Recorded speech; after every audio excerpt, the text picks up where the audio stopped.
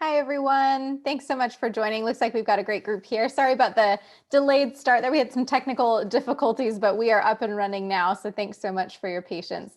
Now, I am just going to pop some links into the chat here, and you should be able to just copy paste them, or you can open them in another browser. There are quite a few, so copy paste might be the easiest option, just so that you can refer back to any of these things that I'm going to walk you through in today's presentation. Sometimes it's nice to go through them at your own pace or to just know where to go back to. So I am just going to pop those in the chat and just give you a moment to copy paste those or open them before I begin. And I know we are starting a little bit later, but don't worry, we'll still cover all the most essential information. And I'll also be available for Q&A after this in the admissions booth. So if there's anything else that you'd like to discuss, we definitely can do that. And I'll run this session a little bit long. We'll probably finish at like 7:35.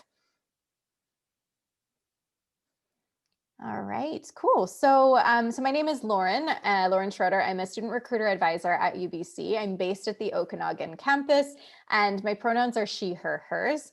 So today's session is really it's very quick fire. It's really just a chance to cover a little bit of the most essential information for you as transfer applicants to UBC, and specifically the School of Engineering, the Applied Sciences program at UBC. So I am going to go through things a little bit quickly, which is why I'm providing those links at the start here. And do know that after this session, after tonight, I know many of you probably had classes or other things going on throughout today, and that this might be a little bit of information overload. Do not worry, totally understand. And I am more than happy to assist you after today if there's anything else that you think of. So the last slide will have my direct contact email. So don't hesitate to reach out to me if there's anything else that I can assist with. So I am joining tonight's session from the unceded territory of the Silks Okanagan Nation and their peoples. And that is also where the UBC Okanagan campus is located. So I do encourage you to also take a moment to acknowledge the traditional owners and caretakers of the lands that you're joining this session from tonight. So just as a quick recap, although many of you have probably checked this information out online or you attended the Y engineering session earlier in tonight's event, just a quick summary that there are those 4 different specializations that are available at UBC's Okanagan campus. All right, so I am going to stick to admission-specific information for this session. So if you have any other questions about like the program or anything like that, I can definitely answer those questions in the admissions booth after, but we're going to be strictly admissions related in this session today. So applying to UBC is as easy as 1, 2, 3, as you can see here. So you are going to want to choose your degree in campus as your first step. So that means that you're going to want to narrow down which 2 programs, because with an application to UBC, you do get to pick a first choice program and a second choice program. So you could choose to do UBC Okanagan's a Bachelor of Applied Science for your first choice, and then UBC Vancouver's Bachelor of Applied Sciences as your second choice. You could do the reverse of that, or you could apply for UBC Okanagan Bachelor of Applied Science first choice, and then Bachelor of Arts as your second choice at Okanagan. So you can mix and match. It doesn't matter. But if you are, as is commonly the case when I'm working with, because I do work quite closely with applicants for the Applied Sciences program particularly. So many students are like, I'm open to both campuses, whatever's meant to be will be. I'm really keen to just be a part of the UBC engineering program. So I'm open to whatever whichever campus that is. And that's great if that's the case for you. Just you'll want to make sure that whatever your situation is, whichever programs you're considering applying to, that you do think through that first choice and second choice declaration really carefully. So again, it's just one application, but there is a section on the application where you're going to fill out your first choice program, and then another where you're going to fill out your second choice program.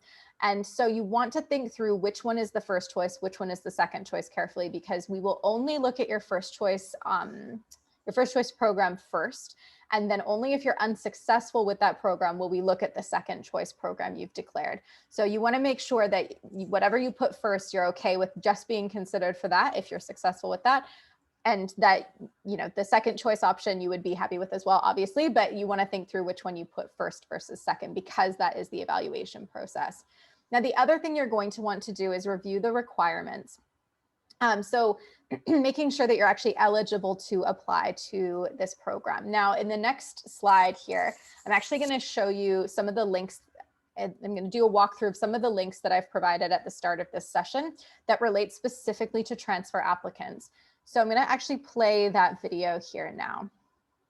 So if it plays, um, one really useful section for any applicant, whether applying as a transfer applicant or a high school applicant, is the u.ubc.ca. So you're going to notice that there's actually a section specifically for transfer applicants.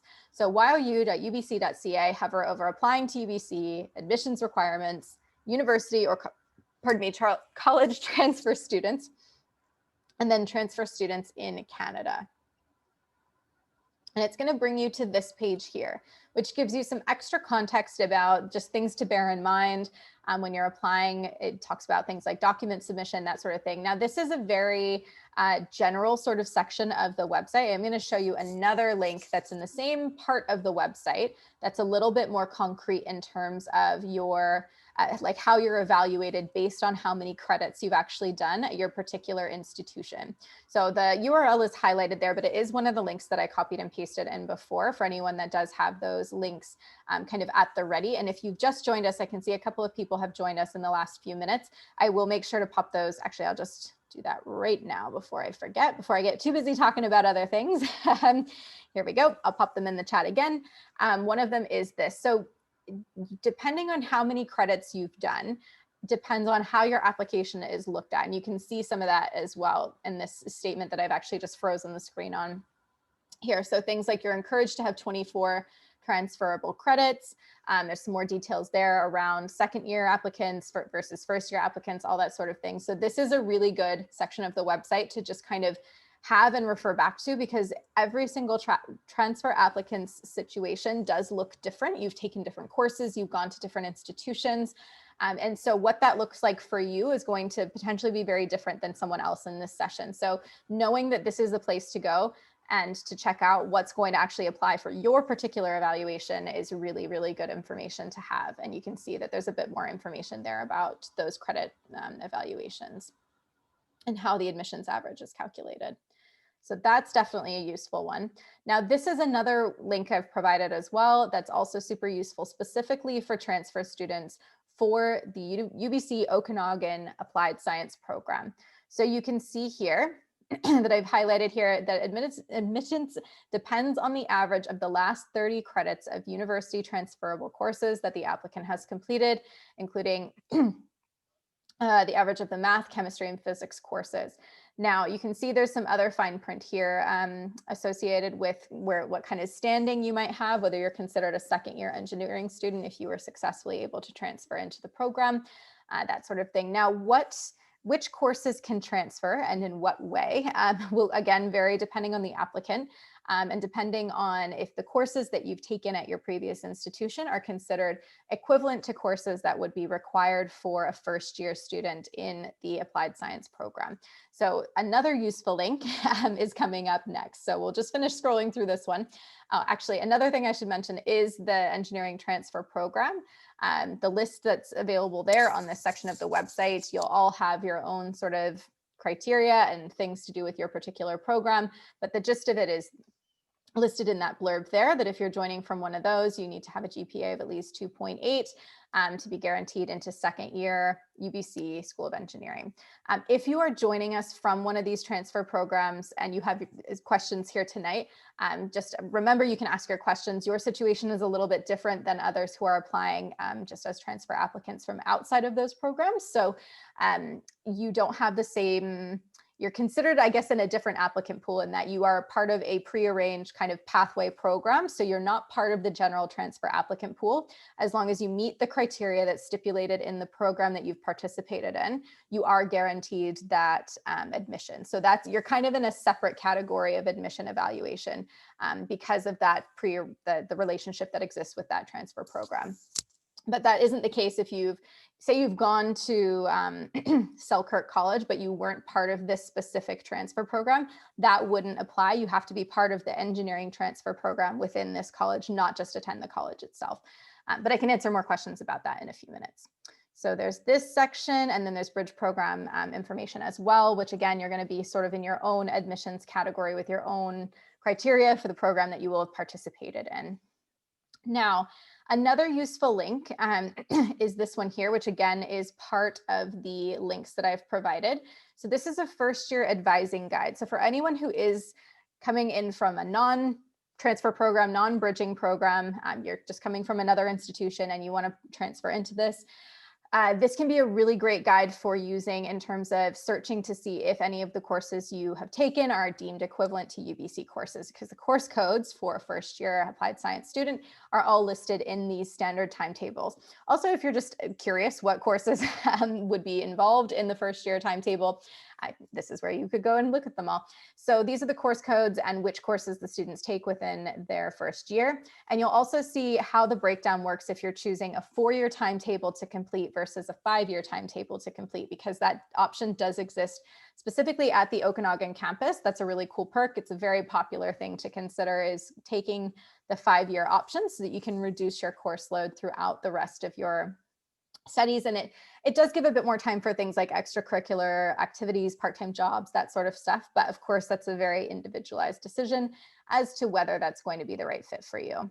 But this is a great link to be able to check out.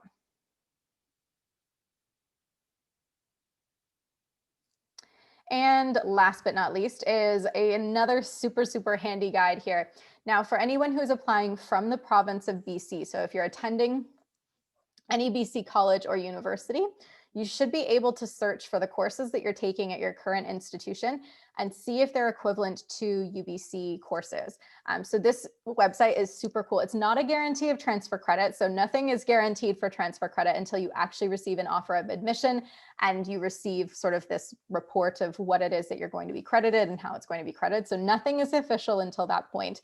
But this at least gives you a guide of what is deemed equivalent so that you can get an idea of like, okay, if I was transferred this or given this transfer credit, it would satisfy this requirement, which means I would kind of sit, first year, a second year standing or somewhere in between. It just helps you kind of get an idea of, if you were successful, what kind of transferability there could be there. So highly, highly recommend checking your courses in that BC transfer guide. All right. So in terms of deadlines, your application deadline is going to be the 15th of January. So you can apply by the 1st of December. That is a date that you're going to see floating around that you.ubc.ca website. It is mostly geared towards high school applicants because there's some scholarships that they can be considered for if they apply by that 1st of December. It's not really as high stakes, I guess, for a transfer applicant to apply by 1st of December versus after 1st of December. It's just up to you as to when you want to apply. But 15th of January is the final deadline to apply. I always recommend applying at least a day or two in advance because there is a payment step as the last step. And just in case there was anything that delayed your payment or there was an error with payment, it would be such a shame to have it delayed and impact that submission by the deadline. So doing it at least a day, maybe two in advance is a great idea. And so the application fee for Canadian citizens and permanent residents is $71.75, and an application for an international applicant is $120.75. All right. So that's really quick fire. I know a lot of information in a short amount of time, but it really is the fundamentals of where you can go to find out more for what's actually appropriate for your situation, the courses you have taken, maybe the program, the transfer program that you're in. These are going to be the resources to go to make sure that you're getting the right information. Now, in terms of submitting an application, actually, I realized that I didn't cover that when I had this up. If you are already, you're like, I've checked everything, I know I'm good to go, I'm ready to apply, where do I go for that?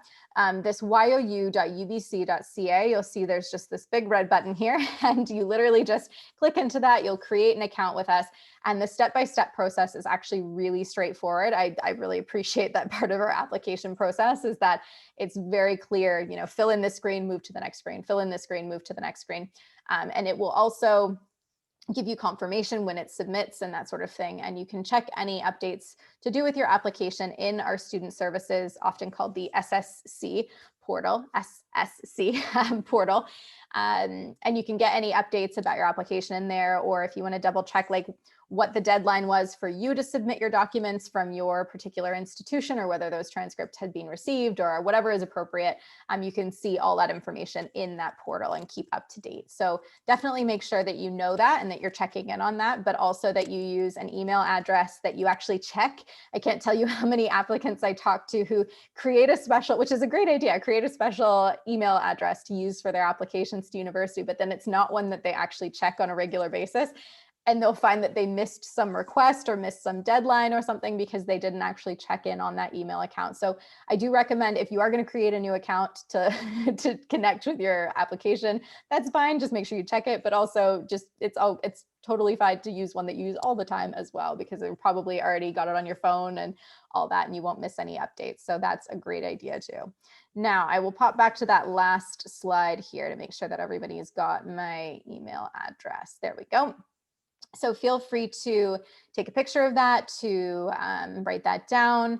And if anyone has any immediate questions about this process, just sort of general questions, maybe not for your individual situation, feel free to pop those in the Q&A. But if you do have something that's specific to your individual courses or your application, we'll pop over to the admissions booth to answer those. Or potentially, if you'd rather have a one-on-one interaction, you can just email me, or we can set up a Zoom call, whatever is easier to go through your questions. And actually, I should make sure that every single person has the link for the admissions booth. So just give me 1 second here. I'm going to put my email address there. I'm going to stop sharing for a moment. And let me grab that link here. Okay, so hopefully you don't need a passcode for this, but just in case, I'll pop all that information in there. So that will be the admissions booth.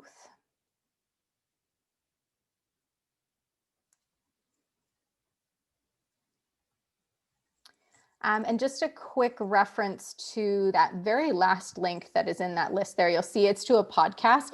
And if you clicked it, you might be like, why did she include this? So in that Anchor FM, and you don't have to listen to it on that particular platform. It's on Spotify, all sorts of things. But myself and a couple of current students in the engineering program, one representative from Vancouver, one from the Okanagan campus, actually recorded a podcast with with a Ontario-based high school club that was asking a lot of questions about the differences between the two programs and that sort of thing. So if you are curious to get some student perspective on what some of the similarities, but also some of the differences are in terms of those options, that podcast is actually great because it's mostly the students talking rather than me. And you can get some more insights about maybe some of the questions that you have. And it's easy to just kind of put it on in the background. But I believe the recording that I did for these programs was relatively early on in their podcast recording. So you might have to scroll down. I think it's something like episode 5 or 6 or something. And they've done quite a few, so you might have to scroll to find it, but it can be a good one to listen to. All right, well, it looks like we haven't had any questions come through. If I have missed your question somehow, I do apologize. But I am going to pop over to that admissions booth, and then I'm more than happy to answer any questions from there. So thank you so much for your flexibility in joining a little bit later. Sorry about those technical difficulties. But hopefully I'll see you all over in the admissions booth in just a moment, or you'll reach out to me via email if you've got to take off. But have a great night, everyone, and I might see you shortly. Bye.